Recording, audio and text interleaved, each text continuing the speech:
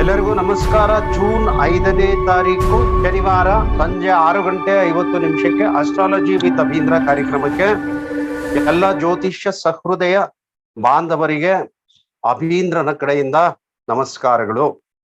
ಬಾಲಾರಿಷ್ಟ ಅಥವಾ ಅಥಾರಿಷ್ಟ ಅಂತ ಕೂಗ್ತೇವೆ. ಈ ಬಾಲಾರಿಷ್ಟ ವಿಚಾರಕ್ಕೆ ಬರೋಕ್ ಮುಂಚೆ ನಾವು ಒಂದ್ ವಿಚಾರನ ಅರ್ಥ ಮಾಡ್ಕೋಬೇಕು. ಈ ಬಾಲಾರಿಷ್ಟ ಅಧ್ಯಾಯವನ್ನ ಪ್ರಾರಂಭ ಮಾಡ್ಲಿಕ್ಕೆ ಮುನ್ನ ಪರಾಶರರು ಸೂತಿಕಾಧ್ಯಾಯ ಅನ್ನುವಂಥ ಒಂದು ಅಧ್ಯಾಯವನ್ನ ರಚಿಸ್ತಾರೆ. ಸೂತಿಕಾಧ್ಯಾಯದ ಮುಖ್ಯ ಉದ್ದೇಶ ಏನಂದ್ರೆ, ಆಗಿನ ಕಾಲದಲ್ಲಿ ಇವಾಗಿನ ಕಾಲದ ತರ ಆಸ್ಪತ್ರೆಗಳಾಗ್ಬೋದು ಅಥವಾ ಕಾರ್ಪೊರೇಷನ್ ಹಾಸ್ಪಿಟ್ಲ್ಗಳಾಗ್ಬೋದು, ಗೌರ್ಮೆಂಟ್ ಆಸ್ಪತ್ರೆಗಳಾಗ್ಬೋದು, ಆ ತರ ಇರ್ಲಿಲ್ಲ.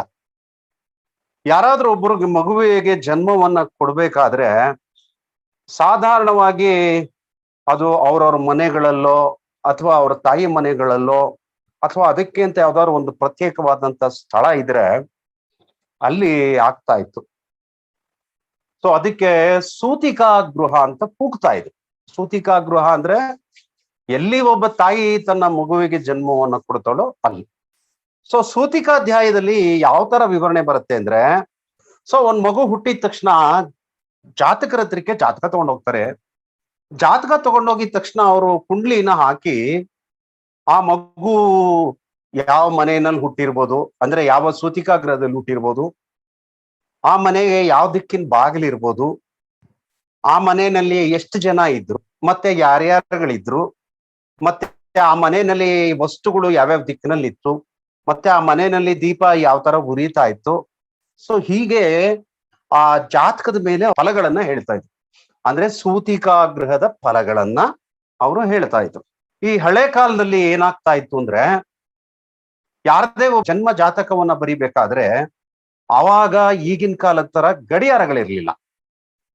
ಸೊ ಗಡಿಯಾರಗಳು ಯಾವಾಗ ಇರ್ಲಿಲ್ಲ, ಅವರು ಏನ್ ಮಾಡ್ತಾ ಇದ್ರು ಅಂತಂದ್ರೆ, ಸೊ ಒಳಗಡೆ ಒಬ್ಬಾಕೆ ಸೂಲಗಿತ್ತಿ ಅಂತ ಕೂಗೋದು, ಅಥವಾ ಈ ಹೆರಿಗೆ ನಮ್ಮ ಆಡಿಸುವಂತ ಒಬ್ಳು ಮಹಿಳೆ. ಆಗಿನ ಕಾಲದಲ್ಲಿ ಜಲೋದಯ, ಶಿರೋದಯ, ಭೂತೋದಯ ಈ ತರದ್ದೆಲ್ಲ ಇರ್ತಾ ಇತ್ತು. ಸೊ ಅವಾಗ ಒಂದೊಂದು ಬಂದಾಗ್ಲೂ ಒಂದೊಂದು ನಿಂಬೆಹಣ್ಣನ್ನ ಅವರು ಆಚೆ ಹಾಕ್ತಾ ಇರ್ತಾರೆ. ಸೊ ನಿಂಬೆಹಣ್ಣನ್ನ ಅವ್ರು ಯಾವಾಗ ಆಚೆ ಹಾಕ್ತಾ ಇರ್ತಾರೆ, ಅದ್ರ ಮೇಲೆ ಅವರು ಗಳಿಗೆ ವಿಗಳಿಗೆಗಳನ್ನ ಲೆಕ್ಕ ಹಾಕೊಂಡು ಅವಾಗ ಅವರು ಜಾತಕವನ್ನ ರಚನೆ ಮಾಡ್ತಾ ಇದ್ರು.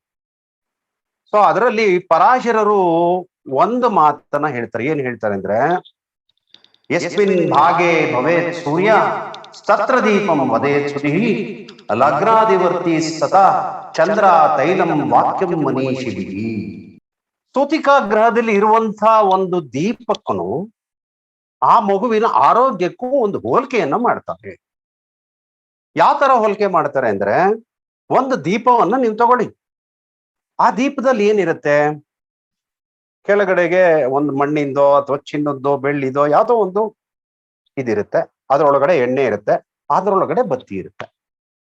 ಇವು ಮೂರನ್ನ ತಗೊಂಡು ತುಂಬಾ ಬ್ಯೂಟಿಫುಲ್ ಆಗಿ ಇಲ್ಲಿ ಪರಾಶರರು ಹೇಳ್ತಾರೆ. ಏನ್ ಹೇಳ್ತಾರೆ ಅಂದ್ರೆ, ಸೂರ್ಯ ಉರಿತಾ ಇರುವಂತ ಜ್ಯೋತಿಯನ್ನ ರೆಪ್ರೆಸೆಂಟ್ ಮಾಡ್ತಾನೆ. ಸೊ ಸೂರ್ಯ ಇಸ್ ದ ಆತ್ಮಕಾರಕ, ಆತ್ಮ ಈಸ್ ದ ಲೈಟ್. ಎರಡನೆಯದು, ಆ ದೀಪದ ಬುಡ್ಡಿ ಒಳಗೆ ಇರ್ತಕ್ಕಂಥ ಎಣ್ಣೆ ಇದೆಯಲ್ಲ, ಆ ಎಣ್ಣೆಯನ್ನ ಚಂದ್ರ ಸಿಗ್ನಿಫೈ ಮಾಡ್ತಾನೆ. ಮೂರನೆಯದು, ಆ ದೀಪದಲ್ಲಿ ಬತ್ತಿ ಇದೆಯಲ್ಲ, ಆ ಬತ್ತಿ ಲಗ್ನವನ್ನ ರೆಪ್ರೆಸೆಂಟ್ ಮಾಡುತ್ತೆ. ಸೊ ಒಂದ್ ಮಗು ಹುಟ್ಟಿದ ತಕ್ಷಣ ಒಂದು ಮಗುವಿನ ಶರೀರ, ಒಂದು ಮಗುವಿನ ಆಯುಷ್ಯದ ತೈಲ, ಚಂದ್ರ ಅಂದ್ರೆ ಆಯುಷ್ಯದ ತೈಲ, ಮೂರನೆಯದು ಆ ಮಗುವಿನ ಆತ್ಮ. ಆದ್ಮೇಲೆ ಅವರು ನೆಕ್ಸ್ಟ್ ಬಾಲಾರಿಷ್ಟ ಅಥವಾ ಅಥಾರಿಷ್ಟಕ್ಕೆ ಪರಾಶರರು ಹೋಗ್ತಾರೆ. ಯಾಕೆ ಈ ಬಾಲಾರಿಷ್ಟ ಅಥವಾ ಅಥಾರಿಷ್ಟಕ್ಕೆ ಮುಂಚೆ ಈ ಸೂತಿಕಾಧ್ಯಾಯವನ್ನ ಅಧ್ಯಾಯ ಮಾಡ್ತಾರೆ ಅಂದ್ರೆ, ನಮಗೆ ಇಲ್ಲಿ ಅದು ಬಹಳ ಇಂಪಾರ್ಟೆಂಟ್ ಆಗತ್ತೆ. ಯಾವ್ದ್ರಲ್ಲಿ ಇಂಪಾರ್ಟೆಂಟ್ ಆಗತ್ತೆ? ಸಕಲಾರಿಷ್ಟದ ವಿವರಣೆಯನ್ನ ಪರಾಶರರು ಏನ್ ಕೊಡ್ತಾರೆ ಅಲ್ಲಿ ವಿವರಣೆ ಆಗತ್ತೆ. ಪರಾಶರರು ಬಹಳ ಒಂದು ಅತ್ಯದ್ಭುತವಾದ ಒಂದು ಮಾತನ್ನು ಹೇಳ್ತಾರೆ. ಏನ್ ಹೇಳ್ತಾರೆ ಅಂದ್ರೆ, ಚತುರ್ವಿಂಶತಿ ವರ್ಷಾಣಿ ಯಾವತ್ ಗಚ್ಚತಿ ಜನ್ಮತಃ ಜನ್ಮಾರಿಷ್ಟಂ ತಾವತ್ ಸಾಧ್ಯಾಯ ಕರ್ಯಂನ ವಿಚಂತಯೇ ಅಂತ ಹೇಳ್ತಾರೆ. ಒಬ್ಬ ವ್ಯಕ್ತಿಗೆ ಚತುರ್ವಿಂಶತಿ ವರ್ಷೆ.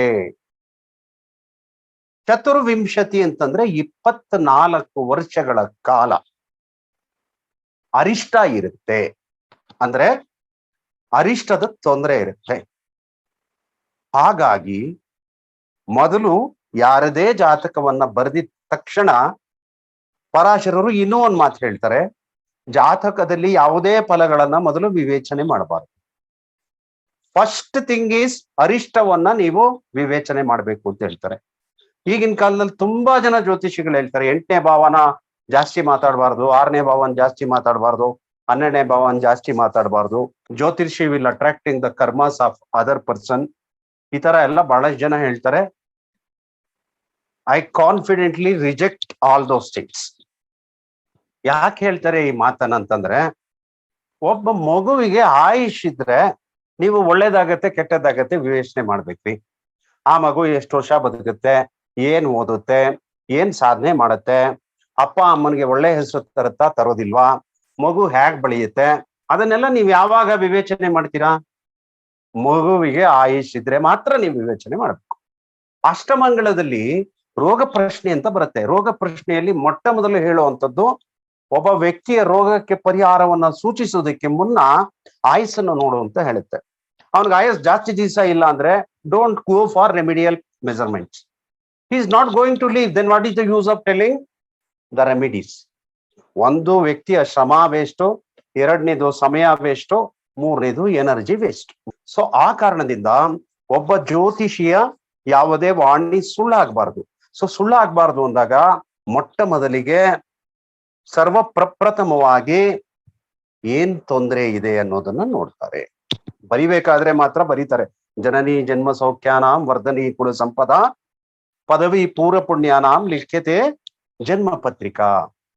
ತಾಯಿ ಹಾಗೂ ಮಗುವಿನ ಕ್ಷೇಮಕ್ಕಾಗಿ ಮಗುವಿಗಿರ್ತಕ್ಕಂಥ ಪೂರ್ವ ಜನ್ಮದ ಪುಣ್ಯಗಳು ಭಾಗ್ಯಾದಿಗಳು ಈ ಮಗುವಿಗೆ ಸಂಪೂರ್ಣವಾಗಿ ದೊರಕಲಿ ಅಂತ ನಾನು ಜನ್ಮ ಪತ್ರಿಕೆಯನ್ನ ಬರಿತಾ ಇದ್ದೀನಿ ಅನ್ನುವಂತ ಒಂದು ಪಾಸಿಟಿವ್ ಆಟಿಟ್ಯೂಡ್ ಇಂದ ಅವರು ಸ್ಟಾರ್ಟ್ ಮಾಡ್ತಾರೆ. ಯಾವಾಗ? ಜನ್ಮ ಪತ್ರಿಕೆಯನ್ನ ಬರಿಬೇಕಾದ್ರೆ. ಆದ್ರೆ ಅನಾಲಿಸಿಸ್ ಮಾಡ್ಬೇಕಾದ್ರೆ, ಶುಭ ಅಶುಭ ಫಲಗಳನ್ನ ಅನಾಲಿಸಿಸ್ ಮಾಡ್ಬೇಕಾದ್ರೆ ಮೊದಲು ಅರಿಷ್ಟ ಫಲಗಳನ್ನ ಅನಾಲಿಸಿಸ್ ಮಾಡದೆ ಶುಭ ಅಶುಭ ಫಲಗಳನ್ನ ಹೇಳಬಾರ್ದು ಅನ್ನುವಂಥದ್ದು ಒಂದು ಮೊಟ್ಟ ಮೊದಲನೇದಾಗಿ ಪರಾಶರರು ಹೇಳುವಂತ ನಿಯಮ. ಸೊ ನೀವು ಇದು ಅರ್ಥ ಮಾಡ್ಕೋಬೇಕು.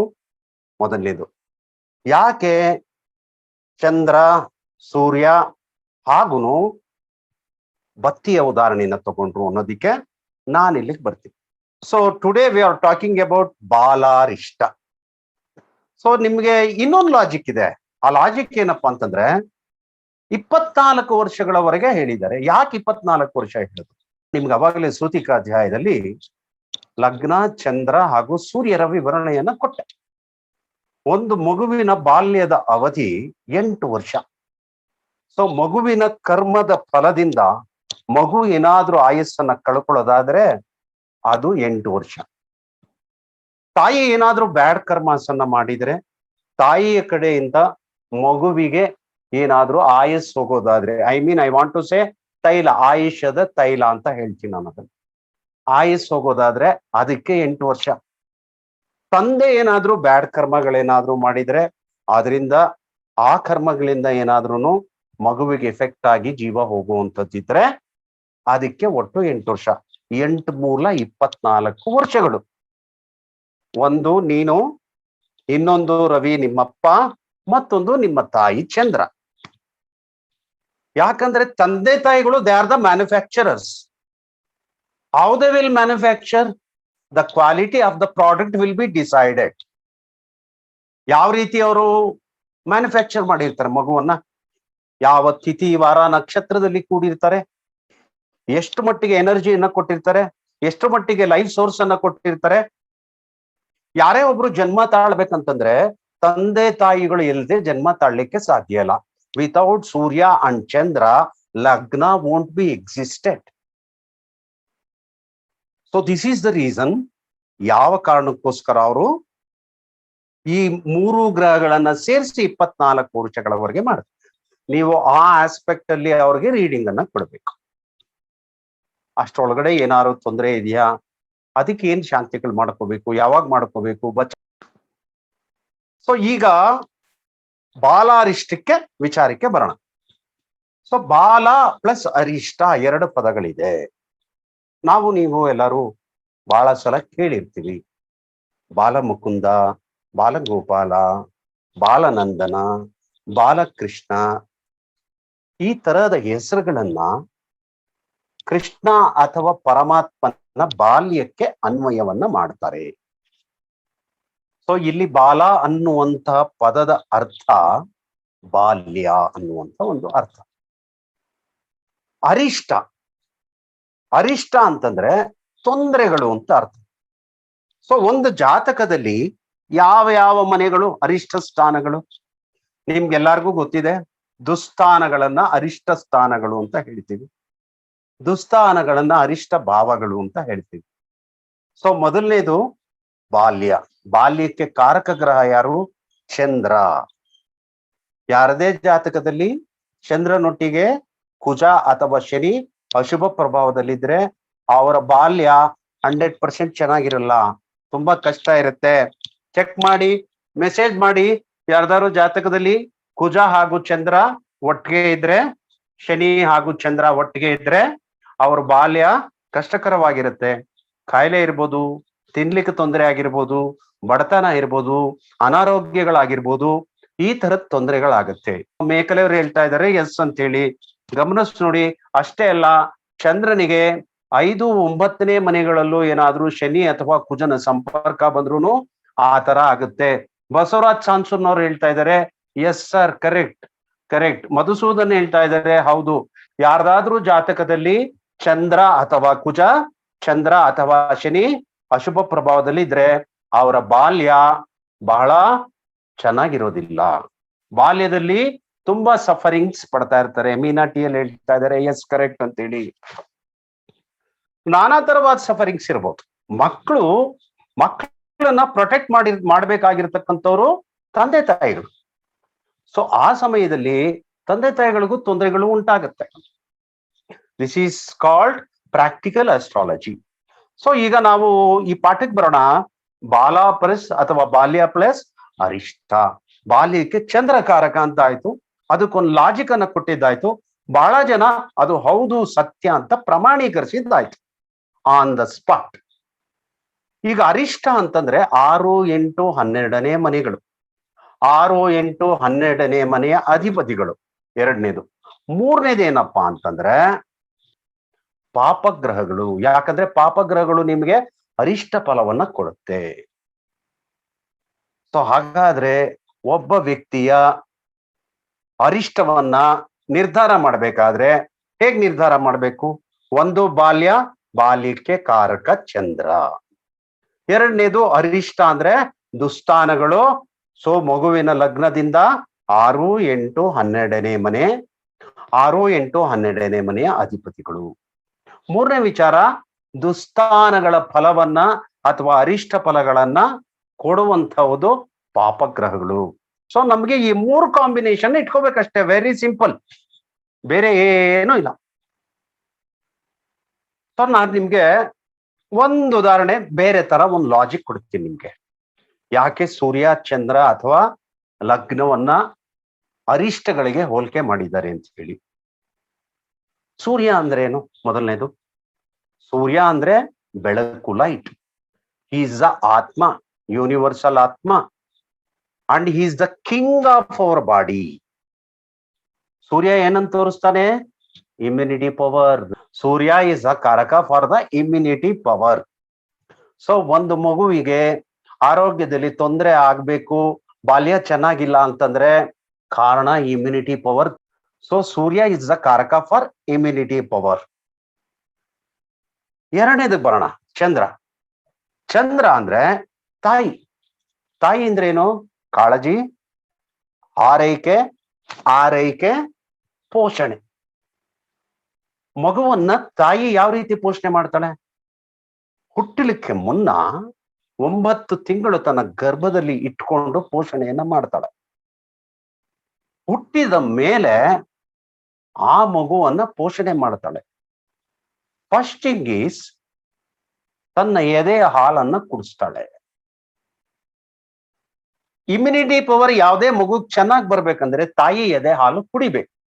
ಇಮ್ಯುನಿಟಿ ಪವರ್ ಹೇಗ್ ಸಿಗುತ್ತೆ?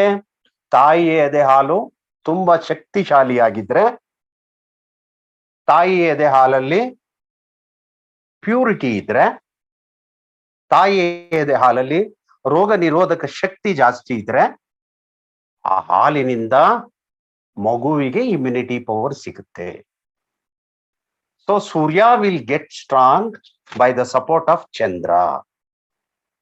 ಆದ್ರೆ ನಿಮ್ಗೆ ಇನ್ನೊಂದು ಲಾಜಿಕ್ ಹೇಳ್ತೀನಿ. ಒಂದು ಹೆಣ್ಣು ಯಾವಾಗ ತಾಯಿ ಆಗ್ತಾಳೆ? ಸೂರ್ಯನಿಂದ ತಾಯಿ ಆಗ್ತಾಳೆ. ಸೂರ್ಯನಿಂದ ಹೇಗ್ ತಾಯಿ ಆಗ್ತಾಳೆ?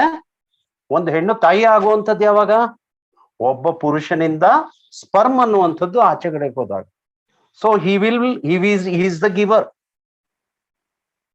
ಸೆಕ್ಸ್ ಅಲ್ಲಿ ಸ್ಪರ್ಮ್ ಅನ್ನುವಂಥದ್ದನ್ನ ಒಬ್ಬ ಪುರುಷ ಕೊಡ್ತಾನೆ. And Chandra is the receiver. Shukra will receive, and after over a period of time Shukra will become the Chandra. So ಸ್ತ್ರೀ ಅದನ್ನ ರಿಸೀವ್ ಮಾಡ್ಕೊಳ್ತಾಳೆ. ಯಾಕೆ ಯಾವುದೋ ಒಂದು ಪರ್ಟಿಕ್ಯುಲರ್ ಆಗಿರುವಂತ ಸ್ಪರ್ಮ್ ಮಾತ್ರ ತಾಯಿಯ ಅಂಡದ ಜೊತೆಗೆ ಫಲೀಕರಿಸುತ್ತೆ ಅಂತಂದ್ರೆ, ಆ ಪರ್ಟಿಕ್ಯುಲರ್ ಸ್ಪರ್ಮ್ ಅಲ್ಲಿ ಆ ಪರ್ಟಿಕ್ಯುಲರ್ ಆತ್ಮ ಇರುತ್ತೆ. ಆ ಆತ್ಮ ಸ್ಪರ್ಮಿನ ಮುಖಾಂತರವಾಗಿ ಹೋಗುತ್ತೆ. ಶುಕ್ರ ಯಾವಾಗ ತಾಯಿ ಆಗ್ತಾರೆ ಅಥವಾ ಚಂದ್ರನ ಪ್ರಮೋಟ್ ಆಗ್ತಾರೆ ಅಂತಂದ್ರೆ, ಅಲ್ಲಿ ರವಿ ಬಂದಾಗ, ಅಂದ್ರೆ ಆಕೆಯ ಗರ್ಭದೊಳಗೆ ಒಂದು ಆತ್ಮ ಪ್ರವೇಶವಾದಾಗ. ಸೊ ಇಲ್ಲಿ ನಮ್ಗೆ ಸೂರ್ಯ ಚಂದ್ರರಿಗೆ ಲಾಜಿಕ್ ಸಿಕ್. ಸೊ ತಾಯಿಯ ಎದೆ ಹಾಲು ಎಷ್ಟು ಶಕ್ತಿಯನ್ನ ಕೊಡುತ್ತೋ, ಇಮ್ಯುನಿಟಿಯನ್ನ ಕೊಡುತ್ತೋ, ಅಷ್ಟು ಮಗುವಿಗೆ ಬಲ ಇರುತ್ತೆ. ಅರ್ಥಾತ್ ಮಗುವಿನ ಲಗ್ನಕ್ಕೆ ಬಲ ಇರುತ್ತೆ. ಸೊ ಬಾಡಿಗೆ ಇಷ್ಟು ಸಿಗ್ಬೇಕು ಮಗುವಿಗೆ. ಒಂದು ಆತ್ಮಶಕ್ತಿ, ಎರಡನೆಯದು ತಾಯಿಯ ಶಕ್ತಿ, ಮೂರನೆಯದು ಮಗುವಿನ ಶಕ್ತಿ. ಇದೆ 8 ವರ್ಷ 24 ವರ್ಷಗಳ ಕಾಲ. ಅದಕ್ಕೋಸ್ಕರನೇ ಪರಾಶರರು ಚತುರ್ವಿಂಶತಿ ವರ್ಷೇ ಅಂತ ಹೇಳಿರ್ತಕ್ಕಂಥದ್ದು. ಐ ಥಿಂಕ್ ನಿಮ್ಗೆ ಕ್ಲಾರಿಫೈ ಆಯ್ತು ಅಂತ ನಾನು ಅನ್ಕೊಳ್ತೀನಿ. ಸೊ ಈಗ ನಾವು ಬಾಲಾರಿಷ್ಟ ವಿಚಾರಕ್ಕೆ ಬರೋಣ. ಬಾಲಾರಿಷ್ಟ ಅಥವಾ ಅರಿಷ್ಟದ ವಿಚಾರದಲ್ಲಿ ಏನ್ ಬರುತ್ತೆ? ಇದರಲ್ಲಿ ಮತ್ತೆ 3 ವಿಭಾಗ ಬರುತ್ತೆ. ಮೊದಲನೇದು ಬಾಲಾರಿಷ್ಟ, ಎರಡನೆಯದು ಮಾತ್ರಾರಿಷ್ಟ, ಮೂರನೆಯದು ಪಿತ್ರಾರಿಷ್ಟ. ಒಂದು ಮಗು ಹುಟ್ಟಿದಂತ ಸಮಯದಲ್ಲಿ ತಾಯಿಯ ಕರ್ಮ ಅಥವಾ ತಾಯಿ ಪಾಸ್ಟ್ ಲೈಫ್ ಅಲ್ಲಿ ಮಾಡಿರುವಂತ ಕರ್ಮ ಮಗುವಿಗೆ ಜನ್ಮ ಕೊಟ್ಟ ಮೇಲೆ ತಾಯಿಯ ಜೊತೆಗೆ ನೆಗೆಟಿವ್ ಆಗಿ ವರ್ಕ್ ಮಾಡುತ್ತಾ, ಪಾಸಿಟಿವ್ ಆಗಿ ವರ್ಕ್ ಮಾಡುತ್ತಾ?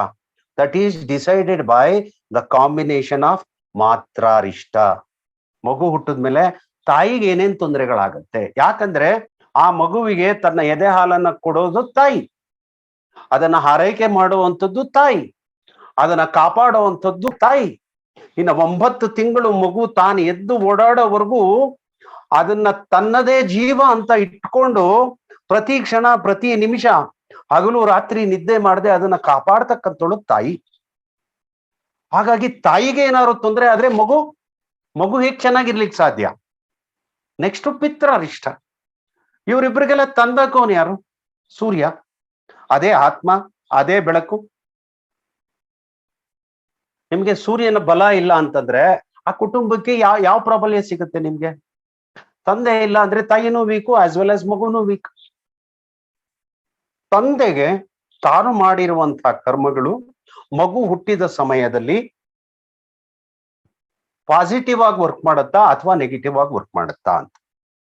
ಸೊ ಮಗುಗೂ ಅದಕ್ಕೂ ಸಂಬಂಧ ಇಲ್ಲ. That is already decided by the ಕರ್ಮ. ಮಗು ಹುಟ್ಟಿರೋದಕ್ಕೂ ಅವ್ರಿಗೆ ಅರಿಷ್ಟ ಬರೋದಕ್ಕೂ ಸಂಬಂಧ ಇಲ್ಲ. ನಿಜವಾಗ್ಲೂ ಅವರೇ ಮಾಡಿರ್ತಕ್ಕಂಥ ಅರಿಷ್ಟಗಳು ಆ ಮಗುವಿನ ಜೊತೆನಲ್ಲಿ ಬರುತ್ತೆ. ಯಾಕೆ ಬರುತ್ತೆ? Because they are the manufacturers. ಅವ್ರು ತಪ್ಪು ಮಾಡಿದರೆ ಖಂಡಿತ ಇಲ್ಲಿ ಅದ್ರ ರಿಸಲ್ಟ್ ಸಿಗುತ್ತೆ. ಅರಿಷ್ಟ ಯಾವುದು ಅಂದ್ರೆ ತಂದೆ ತಾಯಿಗಳು ಕರ್ಮದ ಜೊತೆಗೆ ಮಾಡಿರುವಂತ ತಪ್ಪುಗಳು, ತಂದೆ ತಾಯಿಗಳು ಹೋದ ಜನ್ಮದಲ್ಲಿ ಮಾಡಿರುವಂತ ತಪ್ಪುಗಳು, ಅದು ಇಲ್ಲಿ ಕಾಣಿಸ್ಕೊಳುತ್ತೆ. ಬಾಲಾರಿಷ್ಟ, ಮಾತ್ರಾರಿಷ್ಟ, ಪಿತ್ರಾರಿಷ್ಟ ಆಯ್ತು. ಈಗ ಬಾಲಾರಿಷ್ಟವನ್ನ ಇವತ್ತು ನಾವು ಚರ್ಚೆ ಮಾಡ್ತಾ ಇದ್ದೀವಿ. ಬಾಲಾರಿಷ್ಟದಲ್ಲಿ ಏನ್ ತಿಳ್ಕೊಬಹುದು ಅಂದ್ರೆ, ಮೊದಲನೇದು ಮಗುವಿನ ಸಾವು, ಮಗುವಿನ ಆಯುಷ್ಯ. ಎರಡನೆಯದು ಮಗುವಿನ ಅಣ್ಣನ ಸಾವು, ಅಂದ್ರೆ ಆ ಮಗುಗೆ ಯಾವ್ದಾದ್ರು ಒಂದು ಇದಕ್ಕಿಂತ ಮುಂಚೆ ಇನ್ನೊಂದು ಮಗು ಏನಾದ್ರೂ ಹುಟ್ಟಿದ್ರೆ ಅದು ಅಣ್ಣ ಆಗುತ್ತೆ, ಅಣ್ಣನ ಸಾವು. ಮೂರನೆಯದು ಮಗು ಹಾಗೂ ತಾಯಿಯ ಸಾವು. ಇದು ಬಾಲಾರಿಷ್ಟದಲ್ಲಿ ಬರುತ್ತೆ. ಮಾತ್ರಾರಿಷ್ಟ ಇಸ್ ಸಪರೇಟ್. ಬಾಲಾರಿಷ್ಟದಲ್ಲಿ ಇವು ಮೂರು ವಿಚಾರಗಳನ್ನ ನಾವು ತಿಳ್ಕೊಬಹುದು. ಸೊ ನಾನು ನಿಮ್ಗೆ ಪ್ರತಿ ಶ್ಲೋಕವನ್ನ ನಾನ್ ನಿಮ್ಗೆ ಹೇಳ್ತಾ ಹೋಗಲ್ಲ.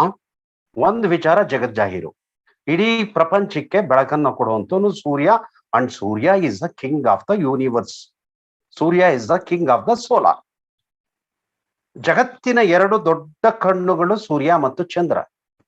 ಇವರಿಬ್ರಿಲ್ಲ ಅಂದ್ರೆ ಜಗತ್ತಿಲ್ಲ, ನಾನಿಲ್ಲ, ನೀವಿಲ್ಲ, ಯಾರೂ ಇಲ್ಲ, ಈ ಜ್ಯೋತಿಷನೂ ಇಲ್ಲ. ಬಚಕ್ರದಲ್ಲಿ ಸೂರ್ಯನಿಗೆ ಕೊಟ್ಟಿರುವಂತ ಮನೆ ಯಾವುದು? 5ನೇ ಮನೆ. ಅದ್ರ ಮುಂದಿನ ಮನೆ 6ನೇ ಮನೆ. ಈ 6ನೇ ಮನೆಗೆ 12ನೇ ಮನೆ ಯಾವುದು? 5ನೇ ಮನೆ ಆಗುತ್ತೆ. 12ನೇ ಮನೆಯನ್ನ ನಾವೇನಂತ ಕೂಗ್ತೀವಿ? ವ್ಯಯ, ನಾಶ, ಬಂಧನ, ಲಾಸ್ ಅಂತ ನಾವು ಕೂಗ್ತೀವಿ. 6ನೇ ಮನೆ ಸ್ಟ್ರಾಂಗ್ ಆದ್ರೆ 5ನೇ ಮನೆ ವೀಕ್ ಆಗ್ಲೇಬೇಕು.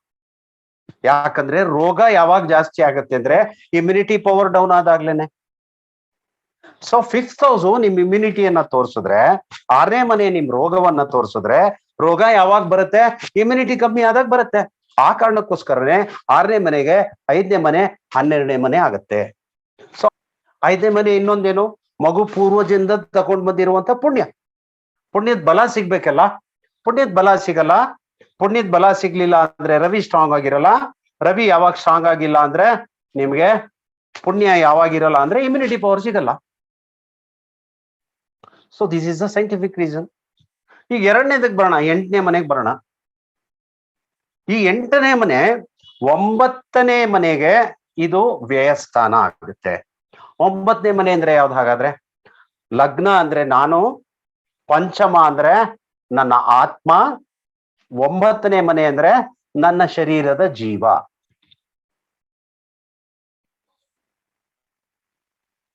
ಸೊ ಗುರು ಜೀವಕಾರಕ 8ನೇ ಮನೆ ವಿವರಣೆಯನ್ನು ಕೊಡ್ತಾ ಐತೆ. 9ನೇ ಮನೆ ನಮ್ಮ ದೇಹದ ಭಾಗ್ಯವನ್ನ ತೋರಿಸುತ್ತೆ, ನಮ್ಮ ದೇಹದ ಫ್ಯೂಚರ್ ಅನ್ನ ತೋರಿಸುತ್ತೆ, ನಮ್ಮ ದೇಹದ ಬಾಳಿಕೆಯನ್ನ ತೋರಿಸುತ್ತೆ. ಪಂಚಮ ಎಂದರೆ ಹೂಡಿಕೆ, ಭಾಗ್ಯ ಎಂದರೆ ಬಾಳಿಕೆ. ಸಸ್ಟೈನಬಿಲಿಟಿ ಏನಿದೆ ನಮ್ ದೇಹದ್ದು, that is decided by 9th house. ಯಾಕಂದ್ರೆ ನಿಮ್ ದೇಹ ಎಲ್ಲಿವರೆಗೂ ಬಾಳುತ್ತೆ, ಎಲ್ಲಿವರೆಗೂ ಜೀವ ಇರುತ್ತೋ ಅಲ್ಲಿವರೆಗೂ ಬಾಳುತ್ತೆ. So sustainability of your lagna is depend upon the 9th house.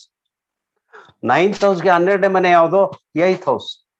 8th house ಪ್ರಾಬಲ್ಯ ಜಾಸ್ತಿ ಆದ್ರೆ 9th ಹೌಸ್ ಬಿದ್ದೋಗುತ್ತೆ. 9th ಹೌಸ್ ಬಿದ್ದೋಗಿದ ತಕ್ಷಣ ಆ ಬಾಡಿ ಫ್ಯೂಚರ್ ಇಲ್ಲ, ಸಸ್ಟೈನಬಿಲಿಟಿ ಇಲ್ಲ, ಆ ಬಾಡಿ ಜಾಸ್ತಿ ದಿವಸ ಬಾಳ್ಕೆ ಬರಲ್ಲ ಅಂತ ಅರ್ಥ.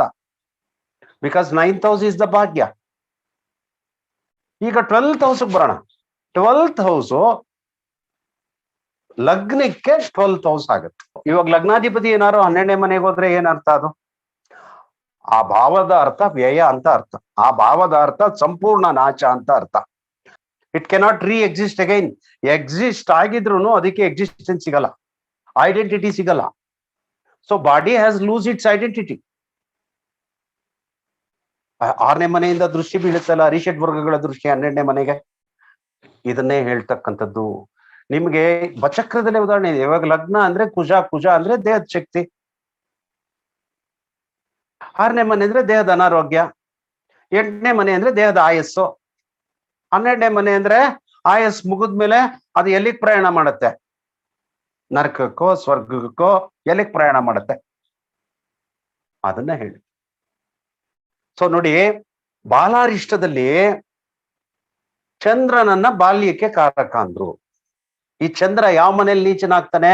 ಅಷ್ಟಮ ಸ್ಥಾನದಲ್ಲಿ ನೀಚ ಆಗ್ತಾನೆ. ಯಾಕೆಂದ್ರೆ ಅಷ್ಟಮ ಸ್ಥಾನ ಸಾವಿನ ಮನೆ. ಬಾಲ್ಯದಲ್ಲಿ ಅರಿಷ್ಟ ಹೇಗಿದೆ? ರೋಗ ಹೇಗಿದೆ? ರೋಗ ಅಂದ್ರೆ ಮಗುವಿನ ಆರೋಗ್ಯ. ಆರೋಗ್ಯ ಹೇಗಿದೆ?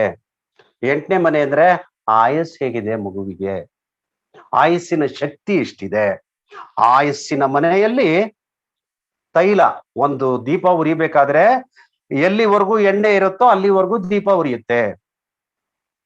ದೀಪ ಮಧ್ಯದಲ್ಲೇ ಕಟ್ಟಾಗೋದ್ರೆ ಆ ಎಣ್ಣೆ ಅಲ್ಲಿಗೆ ಸಂಪರ್ಕ ಹೋಗಲ್ಲ, ದೀಪ ತಾನೇ ಉರಿದೊಟ್ಟೋಗುತ್ತೆ. ಅದು ಬಾಡಿ ಲಾಸ್.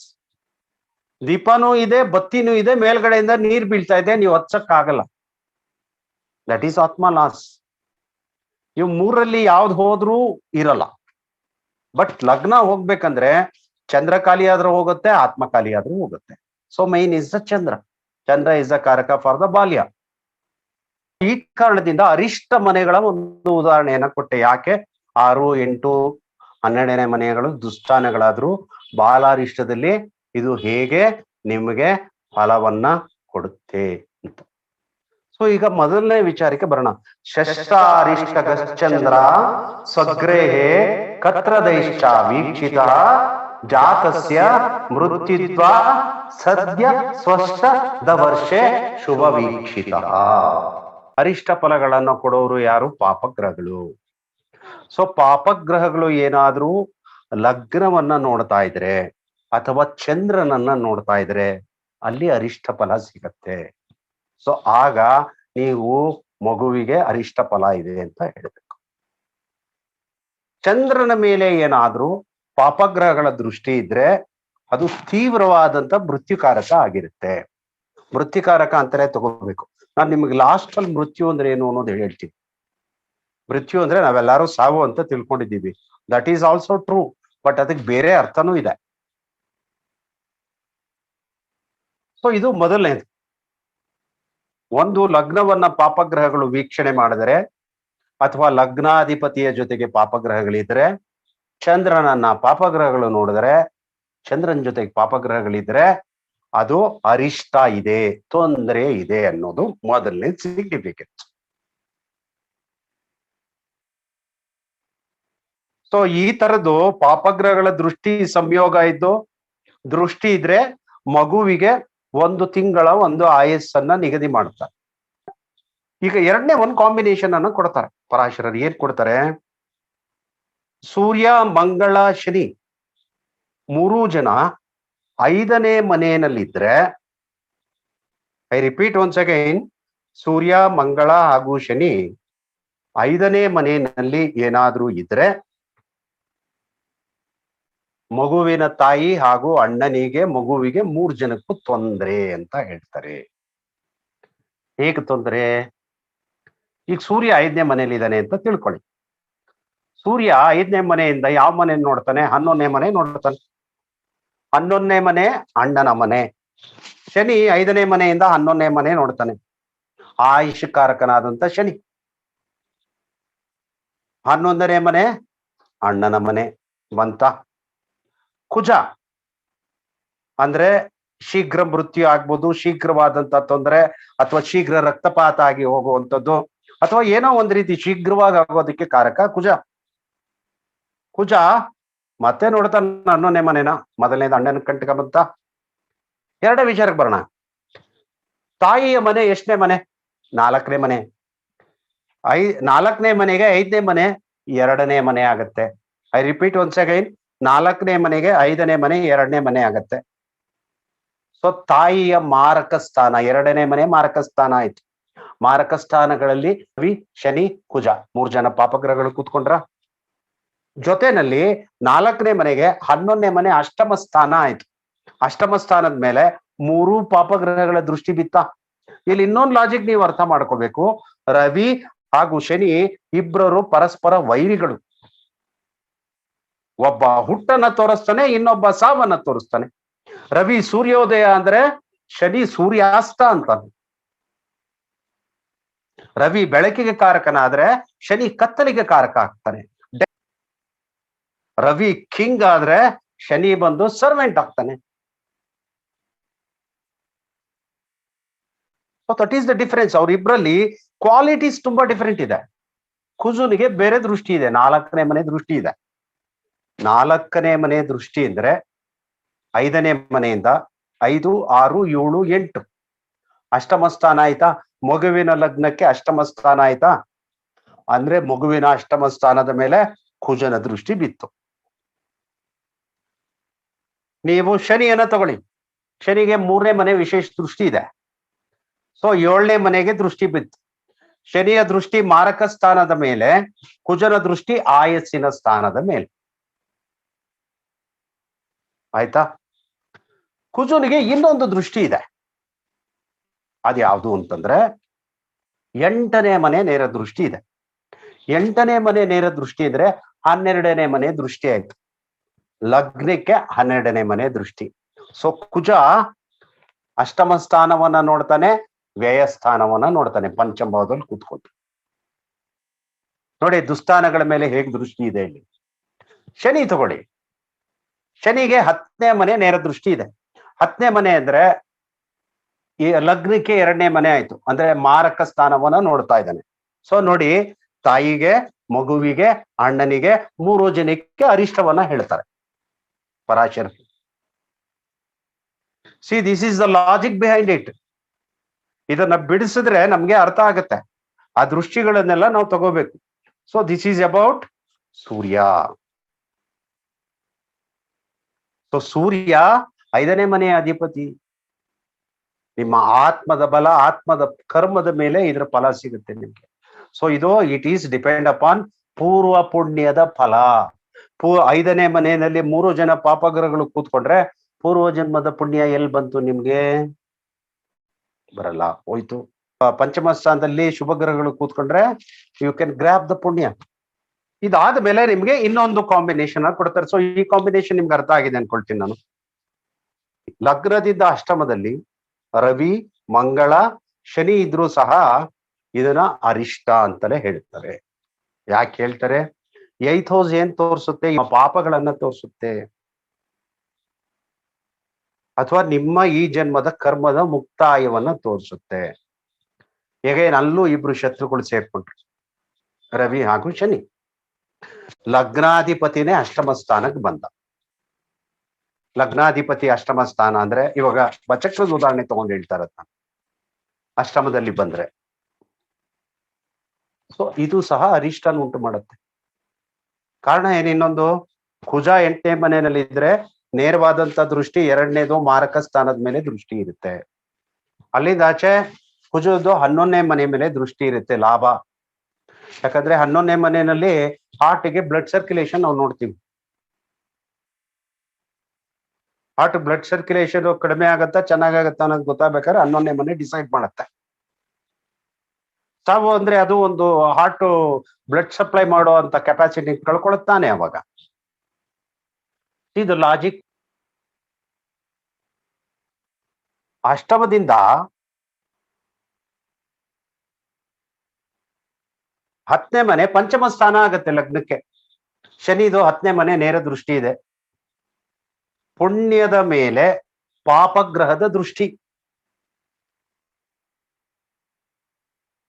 ಸೊ ಇದು ಸಹ ಅರಿಷ್ಟಾನೆ. ಇದು ಪಾಪದ ಶೇಷದ ಅರಿಷ್ಟ. ಯಾವ ತರ ಕಾಂಬಿನೇಷನ್ ಅಂದ್ರೆ ನೋಡಿ, ಈ 3 ಗ್ರಹಗಳಿಗೆ ತೊಂದರೆಗಳಿದ್ದಾಗ, ಲಗ್ನಕ್ಕೆ ತೊಂದರೆ ಇದ್ರೆ, ಸೂರ್ಯನಿಗೆ ತೊಂದರೆ ಇದ್ರೆ, ಚಂದ್ರನಿಗೆ ತೊಂದರೆ ಇದ್ರೆ. ಈಗ ಸೂರ್ಯನಿಗೆ ಚಂದ್ರನಿಗೆ ಯಾವ ತರ ತೊಂದರೆ ಬರುತ್ತೆ? ಗ್ರಹಣ ಅಂತಂದಾಗ ತೊಂದರೆ. ಸೊ ಗ್ರಹಣದ ಸಮಯದಲ್ಲಿ ಮಗು ಹುಟ್ಟಿದ್ರು ಅದು ಅರಿಷ್ಟಾನೆ, ಮಗುವಿಗೆ ಅರಿಷ್ಟಾನೆ. ಸೂರ್ಯಗ್ರಹಣ ಅಥವಾ ಚಂದ್ರಗ್ರಹಣ. 2ನೇದು, ಸೂರ್ಯ ರಾಹುಯುಕ್ತನಾಗಿದ್ರು ಅಥವಾ ಚಂದ್ರ ರಾಹುಯುಕ್ತನಾಗಿದ್ರು ಅದು ಸಹ ಅರಿಷ್ಟಾನೆ. ನೋಡಿ, ಅವ್ರ ಲೈಫ್ ಅಲ್ಲಿ ಸಫರಿಂಗ್ಸ್, ಹೋರಾಟ ಜಾಸ್ತಿ ಇರುತ್ತೆ. ಎಸ್ ಆರ್ ನೋ ಮೆಸೇಜ್ ಮಾಡಿ ನನ್ಗೆ. ಅವ್ರ ಆಸೆ ಪಟ್ಟಿದ್ದೆಲ್ಲ ಸಿಗಲ್ಲ ಅವ್ರಿಗೆ. ಲೈಫ್ ಕೆಲವು ಸತ್ತ ರಿಯಲ್ಲೋ ಭ್ರಮೇನೋ ಅಂತ ಅನಿಸ್ಬಿಡುತ್ತೆ ಅವ್ರಿಗೆ.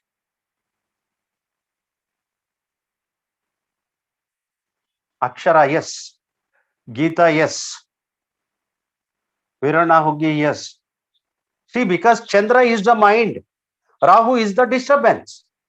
ಮೈಂಡ್ ಡಿಸ್ಟರ್ಬೆನ್ಸ್ ಆಗತ್ತೆ. Ravi is the atma, immunity power. Rahu is is enemy. Immunity power ತೊಂದರೆ ಆಗತ್ತೆ ನಿಮ್ಗೆ. Is the karaka for your identity. Rahu ಜೊತೆನಲ್ಲಿದ್ರೆ ನಿಮ್ಮ ಐಡೆಂಟಿಟಿ ನೆಗೆಟಿವ್ ಆಗಿ ಹೋಗ್ತಾ ಇರುತ್ತೆ. ನೀವು ಏನೇ ಒಳ್ಳೇದಾಗಿ ಜನ ನಿಮ್ಮನ್ನು ಒಳ್ಳೆಯವರು ಅನ್ನಲ್ಲ.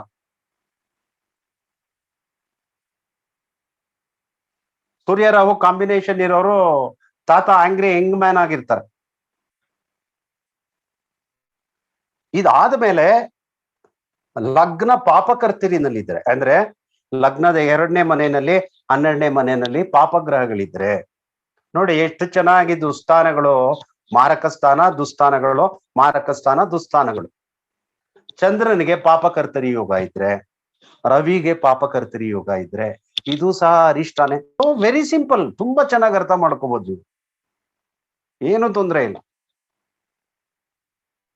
6, 8, 12ನೇ ಮನೆಗಳೇನು ಪಾಪಗ್ರಹಗಳು ಏನಾದ್ರು ಲಗ್ನಾಧಿಪತಿಯನ್ನು ಚಂದ್ರನನ್ನು ವೀಕ್ಷಣೆ ಮಾಡ್ತಾ ಇದ್ರೆ, ಮನೆ ಅಧಿಪತಿ ಜೊತೆಗೆ ಚಂದ್ರ ಇದ್ರೆ, 8ನೇ ಮನೆ ಅಧಿಪತಿ ಜೊತೆಗೆ ಚಂದ್ರ ಇದ್ರೆ, 12ನೇ ಮನೆ ಅಧಿಪತಿ ಜೊತೆಗೆ ಚಂದ್ರ ಇದ್ರೆ, ಎಸ್ ಬಾಲಾರಿಷ್ಟ. ಲಗ್ನಾಧಿಪತಿ ಜೊತೆಗೆ 6ನೇ ಮನೆ ಅಧಿಪತಿ ಇದ್ರೆ, 8ನೇ ಮನೆ ಅಧಿಪತಿ ಇದ್ರೆ, 12ನೇ ಮನೆ ಅಧಿಪತಿ ಇದ್ರೆ, ಎಸ್ ಬಾಲಾರಿಷ್ಟ. ಪಾಪಗ್ರಹಗಳ ದೃಷ್ಟಿ ಇದ್ರೆ, yes balarishta. Just by holding the horoscope you can say yes this is balarishta. ನೋಡಿ, ನಿಸ್ಸಂದೇಹ ಮೃತ್ಯುವನ್ನ ಪರಾಶರರು ಹೇಳ್ತಾರೆ. ನಿಸ್ಸಂದೇಹ ಮೃತ್ಯು ಅಂದ್ರೆ ಇದು ಬದುಕೋದೇ ಇಲ್ಲ ಅಂತ ಅರ್ಥ.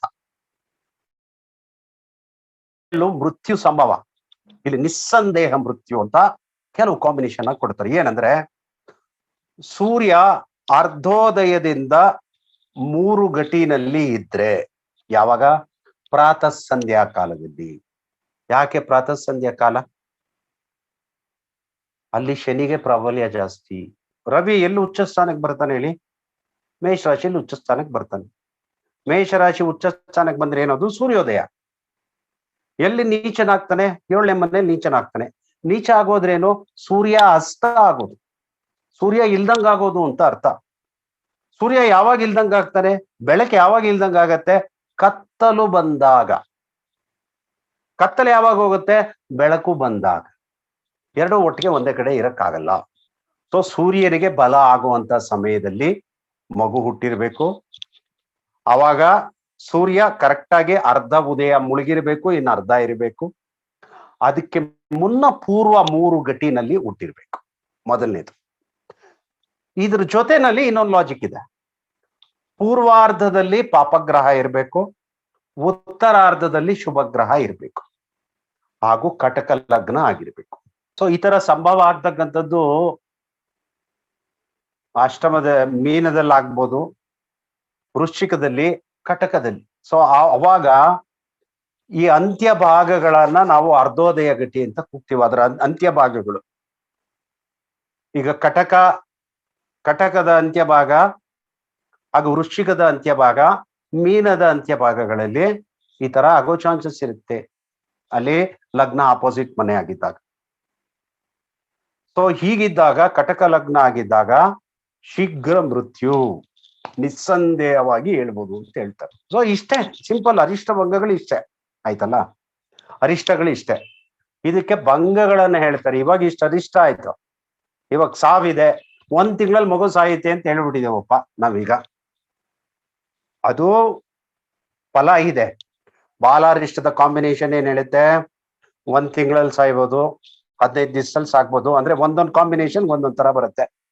2 ತಿಂಗಳಲ್ಲಿ, 3 ತಿಂಗಳಲ್ಲಿ, ಅಥವಾ ಕೆಲವು ಹುಟ್ಟಿದ ತಕ್ಷಣ, ಕೆಲವು ಹುಟ್ಟಿ 15 ದಿವಸ ಆದ್ಮೇಲೆ. ಇದು ನಮಗೆ ಮಗು ಅರಿಷ್ಟ ಯೋಗದಲ್ಲಿ ಹುಟ್ಟಿದೆ, ಆದ್ರ ಆಯಸ್ಸು ಇಷ್ಟಿದೆ ಅಂತ ಹೇಳ್ತಾ ಇದೆ. ಇದು ಕಾಂಬಿನೇಷನ್ ಪ್ರೆಸೆಂಟ್. ಇದು ಈಗ ಡೈವರ್ಸ್ ಇರುತ್ತೆ, divorce combination present. Divorce combination ಇದ್ದ ತಕ್ಷಣ ಡೈವರ್ಸ್ ಆಗತ್ತಾ? ಮಗುವಿಗೆ 1 ತಿಂಗಳಲ್ಲಿ ಮೃತ್ಯು ಇದೆ ಅಂದ ತಕ್ಷಣ ಮೃತ್ಯು ಆಗ್ಬಿಡುತ್ತಾ? ಆಗುತ್ತೆ ಆಗಲ್ಲ ಅನ್ನೋದು ಡಿಸೈಡ್ ಮಾಡ್ಬೇಕಾಗಿರೋದು ಅರಿಷ್ಟ ಭಂಗಗಳಲ್ಲಿ. ಅರಿಷ್ಟ ಭಂಗಗಳು ಪ್ರಾಮಿಸರಿ. ಅದು ಇಲ್ಲೇನ್ ಹೇಳ್ತಾರೆ ನೋಡಿ, ಅದ್ರಲ್ಲೆಲ್ಲ ಈ ತರ ಸಾವಿದೆ ಅಂತ ನಾವು ಓದ್ಕೊಂಡ್ ಬಂದ್ಬಿಟ್ಟಿದೀವಿ. ಈಗ ಯಾವ್ದಾನ ಒಂದ್ ಜಾತಕ ನೋಡಿದ್ರೆ ಅರಿಷ್ಟ ಹೇಳಿದ್ರೆ, ಅಯ್ಯಯ್ಯೋ ಈ ಮಗು 1 ತಿಂಗಳಲ್ಲಪ್ಪ ಆಯಸ್ಸು ಅಂತ ನಾವ್ ಹೇಳ್ತೀವಿ.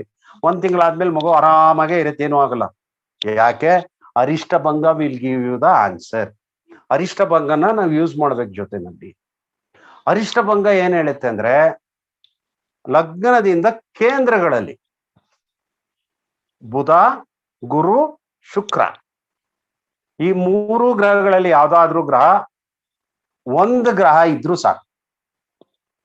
ಒಂದು ಗ್ರಹ ಇದ್ರು ಶಿವನಿಗೆ ನಮಸ್ಕಾರ ಮಾಡಿದ್ರೆ ಪಾಪಗಳೆಲ್ಲ ಹೇಗೆ ಪರಿಹಾರವಾಗುತ್ತೋ ಹಾಗೆ ಅರಿಷ್ಟ ಫಲಗಳೆಲ್ಲ ಹೋಗುತ್ತೆ ಅಂತ ಹೇಳ್ತಾರೆ.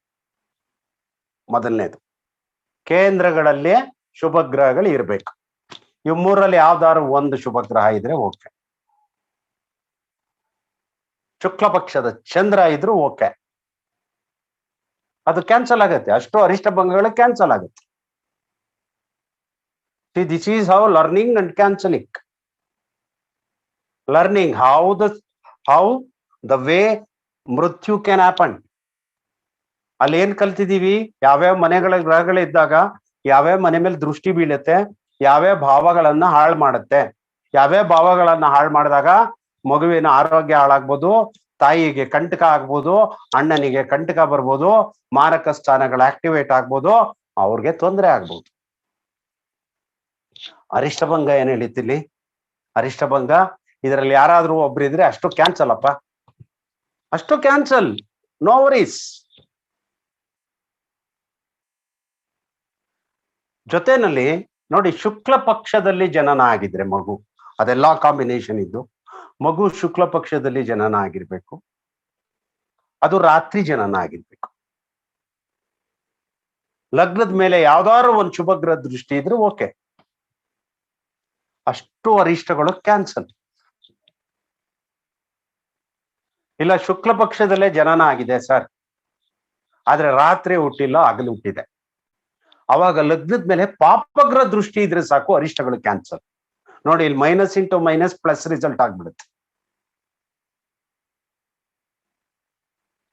ಅಷ್ಟೇ, ವೆರಿ ಸಿಂಪಲ್, ಏನೂ ಇಲ್ಲ. ಇನ್ನೊಂದ್ 2-3 ಕಾಂಬಿನೇಷನ್ಸ್ಗಳಿದೆ, ಅದನ್ನ ನೀವೇ ಓದ್ಕೊಂಬಿಡಿ ಸಾಕು. ಬಾಲಾರಿಷ್ಟ ಅಂದ್ರೆ ಇಷ್ಟೇ ಅರ್ಥ ಮಾಡ್ಕೋಬೇಕಾಗಿದೆ ನೀವು. ಬಾಲಾರಿಷ್ಟದಲ್ಲಿ 3 ಗ್ರಹಗಳು ತುಂಬಾ ಪ್ರಾಮುಖ್ಯತೆಯನ್ನು ವಹಿಸುತ್ತೆ. ಮಗುವಿನ ಆತ್ಮಕ್ಕೆ ಕಾರಕನಾಗಿರುವಂತ ಸೂರ್ಯ, ಮಗುವಿನ ಇಮ್ಯುನಿಟಿ ಪವರ್ಗೆ ಕಾರಕನಾಗಿರುವಂತ ಸೂರ್ಯ, ಮಗುವಿನ ಬಾಲ್ಯಕ್ಕೆ ಕಾರಕನಾಗಿರುವಂತಹ ಚಂದ್ರ, ಮಗುವಿನ ಬಾಲ್ಯದ ಆಯಸ್ಸಿಗೆ ಕಾರಕನಾಗಿರುವಂತವನು ಚಂದ್ರ. ಆಮೇಲೆ ಲಗ್ನ, ಮಗುವಿನ ದೇಹವನ್ನ, ದೇಹದ ಶಕ್ತಿಯನ್ನ, ದೇಹದ ಬಾಳಿಕೆಯನ್ನ ನಿರ್ಧಾರ ಮಾಡುವಂಥದ್ದು ಲಗ್ನ. ಈ 3 ಗ್ರಹಗಳನ್ನ ಇಟ್ಕೊಳ್ಳೋದಷ್ಟೇ. ಈ 3 ಗ್ರಹಗಳಿಗೆ ಪಾಪಗ್ರಹಗಳ ಸಂಬಂಧ ಇದೆಯಾ, ಪಾಪಗ್ರಹಗಳ ದೃಷ್ಟಿ ಇದೆಯಾ? ಈ 3 ಗ್ರಹಗಳಿಗೆ 6, 8, 12ನೇ ಮನೆಗಳ ದೃಷ್ಟಿ ಇದೆಯಾ, ಸಂಬಂಧ ಇದೆಯಾ? ಅಥವಾ ಈ 3 ಗ್ರಹಗಳಿಗೆ ಬಲ ಕೊಡುವಂತ ಮನೆಗಳು, ಲಗ್ನಾಧಿಪತಿಗೆ ಬಲ ಕೊಡುವಂಥದ್ದು ಲಗ್ನ, ಸೂರ್ಯನಿಗೆ ಬಲ ಕೊಡುವಂಥದ್ದು 5ನೇ ಮನೆ, ಲಗ್ನಕ್ಕೆ ಬಲ ಕೊಡುವಂಥದ್ದು 9ನೇ ಮನೆ. ಈ ಮನೆಗಳ ಹಿಂದಿನ ಮನೆಗಳು ಏನಾದ್ರೂ ಸ್ಟ್ರಾಂಗ್ ಆಗಿದ್ರೆ ಈ ಮನೆಗಳು ವೀಕ್ ಆಗ್ಬಿಡುತ್ತೆ. ಅದೇ ನಾನು ನಿಮ್ಗಲ್ಲಿ ಕಾಂಬಿನೇಷನ್ ಅನ್ನ ಹೇಳಿದ್ದು. ಈ ಅರಿಷ್ಟ ಯೋಗಗಳೇನ್ ಬರುತ್ತೆ, ಆಲ್ಮೋಸ್ಟ್ ಆಲ್ ನನ್ನ ಪ್ರಕಾರ 60 to 70, 80% ಕ್ಯಾನ್ಸಲ್ ಆಗೋಗುತ್ತೆ. ಇನ್ನೊಂದಷ್ಟು ಕಾಂಬಿನೇಷನ್ಸ್ ಇದೆ, ನಾನು ಕೊಟ್ಟಿಲ್ಲ. ಅದನ್ನ ನೀವು ಅರಿಷ್ಟ ಭಂಗ ಯೋಗಗಳನ್ನ ನೀವೇ ಅಭ್ಯಾಸ ಮಾಡ್ಕೊಂಡು ಇನ್ನೊಂದಷ್ಟು ಹೊಸ ವಿಚಾರಗಳನ್ನ ನೀವು ತಿಳ್ಕೊಬೇಕು. ಯಾಕಂದ್ರೆ ನೀವು ಒಂದ್ ಸ್ವಲ್ಪ ವರ್ಕ್ ಮಾಡಬೇಕು. ಸೊ ಈಗ ನಾನು ಅತಿ ಮುಖ್ಯವಾದಂತ ಒಂದು ಪಾಯಿಂಟ್ಗೆ ಬರ್ತಾ ಇದ್ದೀನಿ.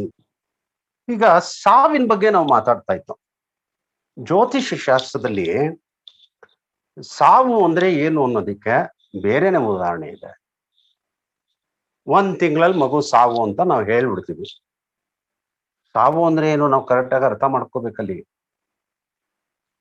ಅರಿಷ್ಟ ಭಂಗಗಳು ಒಂದ್ ಕಡೆ ಕ್ಯಾನ್ಸಲ್ ಆಗುತ್ತೆ, ಒಂದ್ ಕಡೆ 100% ನಿಜನೂ ಆಗತ್ತೆ.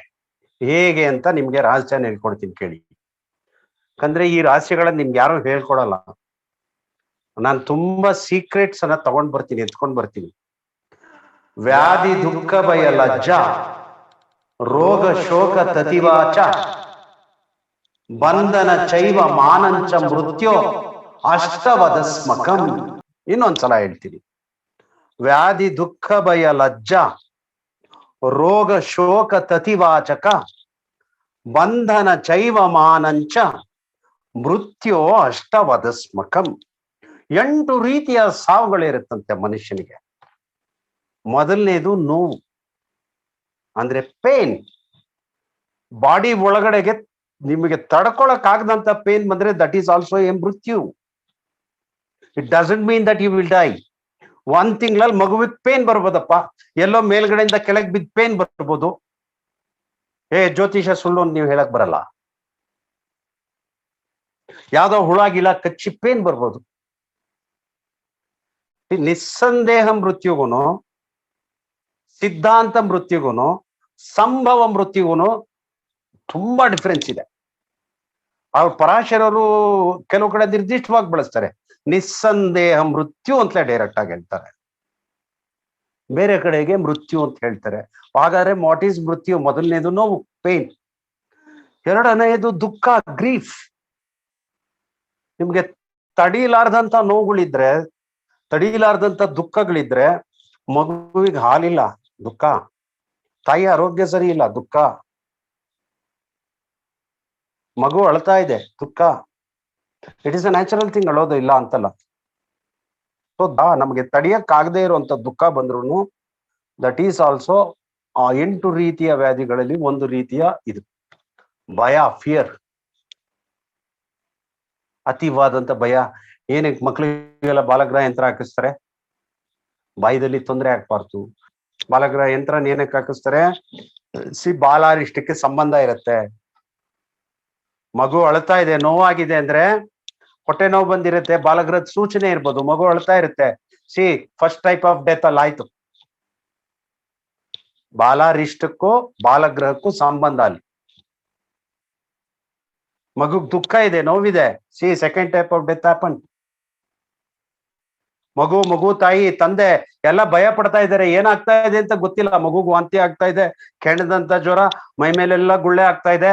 ಆಸ್ಪತ್ರೆಗೆ ತೋರಿಸಿ ಟ್ರೀಟ್ಮೆಂಟ್ ಕೊಟ್ಕೊಂಡ್ ಬಂದ್ರು ವಾಸಿ ಆಗ್ತಾ ಇಲ್ಲ. ಫಿಯರ್ ರೈಸ್ ಆಗುತ್ತೆ. That is also one type of death. ಲಜ್ಜಾ, ಶೇಮ್, ಅವಮಾನ, ನಿಮ್ಗೆ ಜೀವನದಲ್ಲಿ ಆಗ್ತಕ್ಕಂಥ ಅವಮಾನ, ದಟ್ ಈಸ್ ಆಲ್ಸೋ ಡೆತ್. ರೋಗ, ಡಿಸೀಸ್, ಮಗುವಿಗೆ ಯಾವ್ದೋ ಅಕ್ಯೂಟ್ ಡಿಸೀಸ್, ಕ್ರಾನಿಕ್ ಡಿಸೀಸ್ ಬಂದ್ಬಿಡುತ್ತಪ್ಪ ಚಿಕ್ಕ ವಯಸ್ಸಲ್ಲಿ, that is also a type of death. ನೀವು ಯಥಾವತ್ತಾಗಿ ಅರ್ಥ ಮಾಡ್ಕೋಬಾರದು ಮೃತ್ಯು ಅಂದ ತಕ್ಷಣ. ಮೃತ್ಯು ಅಂದ್ರೆ ಏನು ಅನ್ನೋ ಕಾರಣ ಹುಡುಕ್ಬೇಕು. ಇದನ್ನೇ ನಾವು ಹೇಳ್ತಕ್ಕ ಟಾಪ್ ಸೀಕ್ರೆಟ್ಸ್ ಅಂತ ಹೇಳೋವಂಥದ್ದು ಇದನ್ನೇ. ಡಿಕೋಡಿಂಗ್ ಅನ್ನೋವಂಥದ್ದು ಇದನ್ನೇ. 7ನೇದು ಬಂಧನ, ಪ್ರಿಸನ್. 8ನೇದು ಅವಮಾನ, ಇನ್ಸಲ್ಟ್. ಆ ಗಂಡನ್ನ ಹೆಂಡತಿ ಮನೆಯವ್ರುಗಳು ಸೇರ್ಕೊಂಡು ಹುತ್ಕೆ ಹಿಡ್ದು ಆಚೆ ತಳ್ಳಿ ಬೈದು ಮನೆ ಬರ್ಬಿಡ ಕಣ ನೀನು, ಆಗ ನೀನ್ ಬದುಕಿದ್ರು ಸತ್ತಂಗೆ, ನೀನ್ ಸತ್ರೆ ನೀರ್ ಕುಡಿತೀನಿ ಅಂತಂದ್ರೆ, ಅಥವಾ ಹೆಂಡ್ತಿನ ಗಂಡನ ಮನೆ ಕಡೆ ಆತರ ಮಾಡಿದ್ರೆ ಏನಾಗತ್ತೆ ಅಟ್ ಎ ಟೈಮ್? ಮೊದಲನೇದು ನೋವು, ಪೇನ್. 2ನೇದು ದುಃಖ, ಗ್ರೀಫ್. 3ನೇದು ಭಯ, ಫಿಯರ್, ಮುಂದೆ ಏನ್ ಮಾಡ್ಲಿ ಅಂತಕ್ಕಂಥ ಭಯ. 4ನೇದು ಅವ್ರ ಎದುರುಗಡೆ ಎಲ್ಲ ಶೇಮ್ ಆಗಿರ್ತಾರೆ, ಶೋಕ, ಸಾರೋ.